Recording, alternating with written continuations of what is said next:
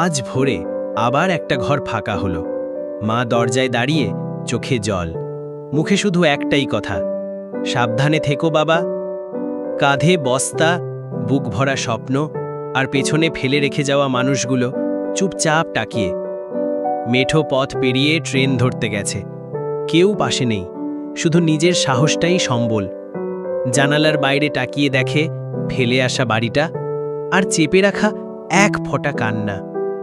হাতে স্ত্রীর ছবি, মনে পড়ে বিয়ের দিন, হাসতে হাসতে বলেছিল, সব কিছুতে তোমার পাশে থাকব।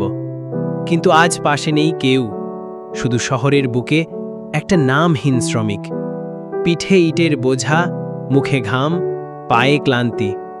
তবু থামে না, কারণ বাড়িতে অপেক্ষা করে কিছু মুখ। রোদে পুড়ে এক কোণে বসে শুধু ভাবে, একটুখানি ছায়া, একটু শ্রদ্ধা, এটাই কি বেশি চাওয়া? ভাঙা টিফিন খুলে ঠান্ডা ভাত খায়, না আছে স্বাদ, না আছে কথা বলার কেউ। রাতে ফুটপাতে বিছানা, আর মাথার ওপরে শুধুই আকাশ। এক রাত পুলিশ এসে ধাক্কা মারে, জিজ্ঞাসাও করে না, শুধু বলে, চল থানায়।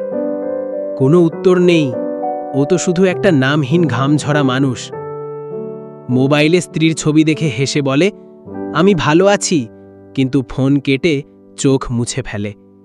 গ্রামে মা উঠোনে বসে প্রতিদিনই ভাবে, আজ কি ও ফোন করবে? ছেলেটা এখনো ভাবে, একদিন ঠিক ফিরব, কিন্তু ফিরতে পারার গ্যারান্টি কেউ দেয় না। বউ জানালার পাশে বসে চোখের কোণ শুকিয়ে গেছে অনেক আগেই। বৃষ্টিতে সে দাঁড়িয়ে থাকে, ভিজে শুধু শরীর না, মনটাও। মন্দিরে মা প্রার্থনা করে, ভগবান, ওর জীবনটা একটু সহজ করে দাও। ভিডিও কলে ছেলেটা বলে, মা আমি ঠিক আছি, কিন্তু ওর চোখে দেখে মা জানে সবটা। ছোট্ট বাচ্চাটা বলে, বাবা কবে আসবে? আর থালা খালি পড়ে থাকে এক পাশে। স্ত্রী, মা আর সন্তান একসাথে বসে থাকে নিঃশব্দে।